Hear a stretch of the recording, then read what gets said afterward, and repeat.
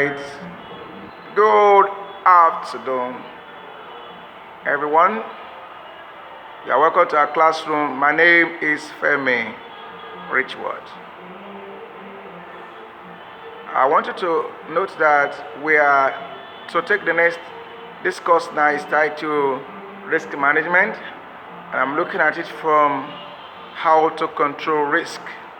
How to control your risk. How to control your risk. All together. Right. Now, I'll be looking at topics like why do we need to manage risk? What are the examples of operational versus strategic risk? What are the controlling systems or strategies for risk? So, let's move on. Why do we need to manage risk? All right, there are three main reasons why we manage risk. The number one is that we identify risk to determine the strategy for managing the risk. And so the number one reason why risk is being managed in our entities is to identify it for the appropriate risk management strategy to be established. Number two, to identify changes that has occurred to the existing or known risk in the past or due to changes in the environment, and thereby bringing amendments to the strategies. Number three, risk management ensure that best use is made of opportunities. While we're looking at that, a lot of people used to believe that risk is a negative event or perspective that where there's a risk that you're going to lose all that you have. But in the modern days, risk is being analyzed in this format, in this three ways. One, we see risk as what? Opportunities. And when you see the opportunity, you are expected to seize it and use it to your best interest. Number two, the model management see risk identification as a way to identify the opportunities, also to increase the probability of your positive outcome or even maximizing your profit if it's a company. Number three, effective risk management will ensure that the shareholder fund is being improved on. The value we generate for the shareholders is what? Improved on. Let me inform you that most entities, organizations needed management that will ensure that the fund invested, whether it is non-profit making organization or profit making organization, fund is invested. The fund invested should be well applied or used to generate value for the entity. So risk management helps to reduce losses that could occur when entities are managed. Are we together? So I've been able to show you three standard reasons or old reasons why risk is being managed. I'm also showing you the modern, I'll show you the basic methods or reasons. And I'll show you the modern reasons why we manage risk. Are we together? Now we move to risk management processes and control. All right. There are major four risk management processes, which is classified based on the activities involved. The first one is risk identification. An entity or risk managers need to identify the various risks that their business will incur. The next is after identifying your risk. Major risk is probability of not making money or not having customer to buy your products, or the product not being accepted or not selling, or the services not being accepted or not selling. So there are risks. If that happens, automatically you lose money. Now the next is risk assessment. Now risk assessment is assessing the risk in the order of priority. That is how how much is of the effect of the risk on our business. The risk of losing money is very high because it may lead to bankruptcy. So a list will be carried out on the risks that have been identified. We call it risk assessment. Next is risk planning. Having identified the risk, we now choose, do we need to keep this risk with us, or do we transfer it, or do we diversify to reduce the risk? This include risk avoidance or contingency plan in case when we are keeping this risk. How do we ensure it does not swallow our business? Next is risk monitoring. And when you are to monitor everything, the only word to use is to carry out audit on what you are monitoring. So risk monitoring is a product of risk audit by carrying out regular examination on the strategy, the risk, and its occurrence or occurrences. Are we together? Now, let's quickly look at, before I move to operational versus strategic risk, I want you to know that from the perspective of business leaders, these 4 steps require committees, require leaders, require managers to ensure that this is properly done, or else the enterprise, the business, most businesses, most entities that are shut down have neglected one line among these processes. And when you neglect one, it will spring over to the older. Are we together? Let's move ahead. Risk management is very important. So please, you are watching the telecast for the first time, or you are watching our video for the first time, please subscribe, like our videos. My name is Femi Richworld. This is Speedysuccess Professional. Please watch our videos. Thank you. Now, the simple interpretation between operational and strategic risk is that operational risk relates to the day-to-day activity of an entity, while strategic risk relates to the risks that affect the overall mission of the entity. Are we together? Now, when we say risks that affect the overall mission of the entity, include decisions that are made, strategic decisions made by the board or the managers of the business that covers all issues. Also, risk of the senior management risk appetite, different from the shareholders' risk appetite, can also exist here.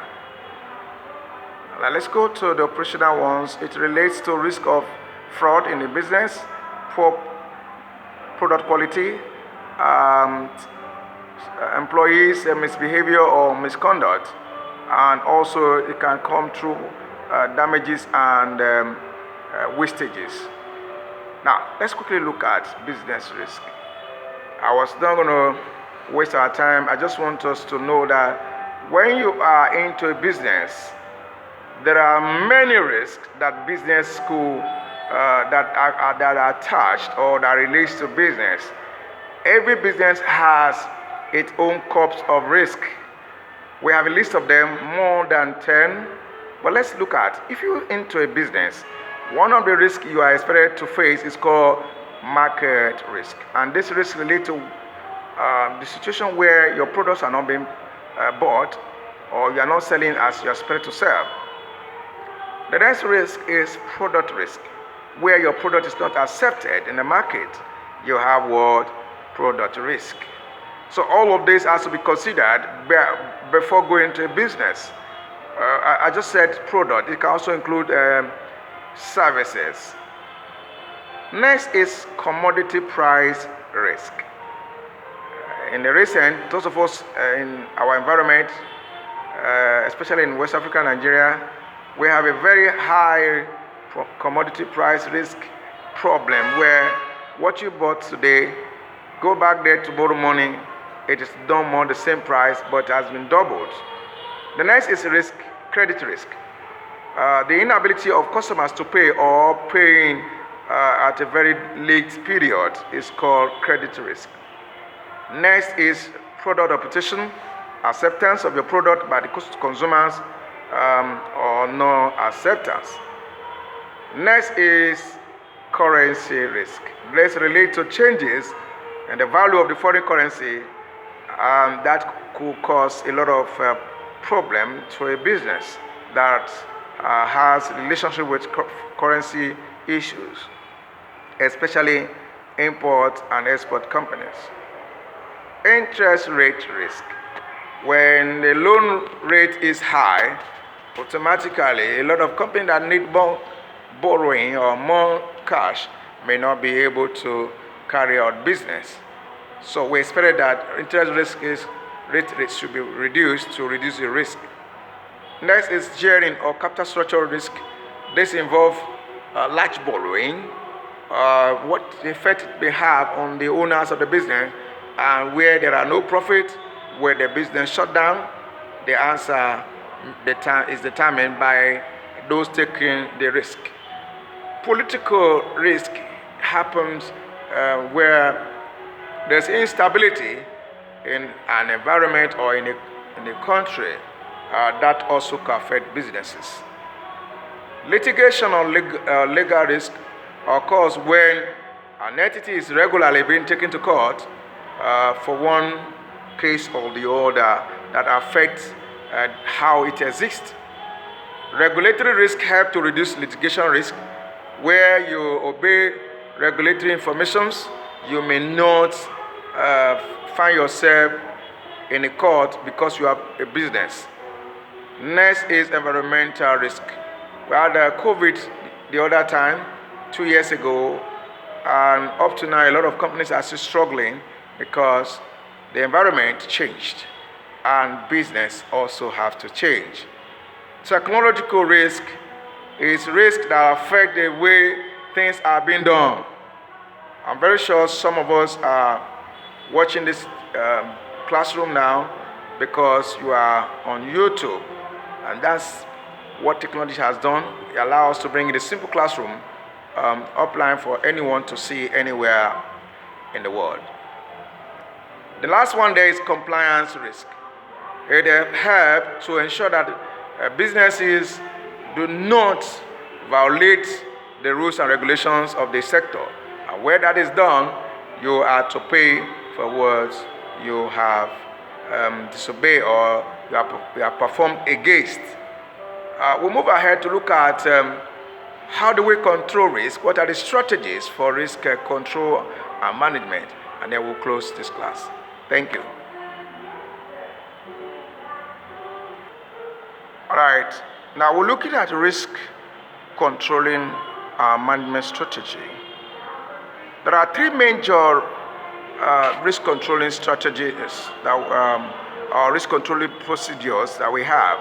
Number one, we need to identify the rules of the persons concerned with risk management.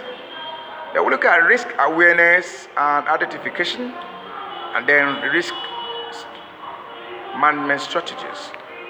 When we come back to the role, the first in the group is the board of directors, the owners of this business, or the managers of this business. What is their risk appetite? When we say risk appetite, do they love to take risk, or are they risk averse? Do they love to take higher risk? We say the higher the risk, the higher the return. Remember, risk is an opportunity. Now, if the answer is identified there, the next is to set up a risk committee for a large entity. For a smaller entity, maybe just one risk manager. But where we have a very big company, a risk committee will be set up to see and regularly carry out the risk processes we discussed earlier. Are we together? Next is risk manager. Remember, this is Speedysuccess Professional. I am Femi Richworld, and you are watching our video for the first time. We give online lectures, professional lectures on finances, accounting, and management issues. Please subscribe, share, and like our videos. If you want us to do businesses for you, just call us 081-4842-1111. We are consultants in professional financing issues like accountancy, auditing, taxation, and other consultancy services. We do outsourcing services. God bless you all. Now, let's continue. Risk manager is to carry out regular day-to-day risk management issues or duties are set up by the committee for risk management in an entity. And this also will be complemented by the internal audit department to ensure that risk or internal control policies are adhered to by everyone concerned, while the external auditors carry out risk analysis when they are available for audit and ensure that there is compliance, if not 100%, some high level of compliance with the internal control policies. The next we will identify is risk awareness or risk identification. When we are aware of the risk we have, the next is what are the embedding risks? What are the risks that are inside the older risk? Now, for example, if we identify the risk of products not being bought, no reputation, what shall we do? If there's no reputation there, it will reduce our profit. We will need to carry out product promotion and a lot of packaging to ensure that the product is accepted. Are we together? And that will bring us some costs. After we have done this, we move to risk management strategy. And the strategy is known as SARA or TARA. SARA means sharing risk, avoiding risk, reducing or retaining risk, and then accepting risk. Come on. R mean reducing and A being acceptance. Or if it is TARA, it is transferring risk, avoiding risk, and then we reduce risk, and then accepting the risk. Are we together? Now, let's quickly take a short note on this and we will close. All right. Now, the first note here is risk avoidance. It's a strategy. The strategy requires that the entity will not undertake any activity that can cause such a risk, and that is avoidance. If the company is not going to buy cars, they will not need to carry out insurance policy on accident or cars. Are we together? Now, risk retention also means risk acceptance. Is a strategy for accepting a certain risk or a particular risk by the organization. Are we together? All right. So when entity accept risk, they also mean that they have retained a certain level of risk. The duty is to manage and mitigate. Risk sharing or spreading is simply mean a procedure by which entities share their risk with other companies, such as insurance companies, or diversified into other operations that could reduce the effect of the risk on the entity. The last line is risk reduction. It's a strategy to reduce or mitigate against existing known risk. My name is Femi Richworld Aiyeolowo. If you are watching our video for the first time, please subscribe, like, and send your comment below. And in the comment box down below, send your comment to us, and we will continue to provide quality videos and services on accountancy. You are writing ACA, icon exams. These are the best video lines you can watch, and you will pass the exam at the first attempt. God bless you. Have a nice time. Thank you.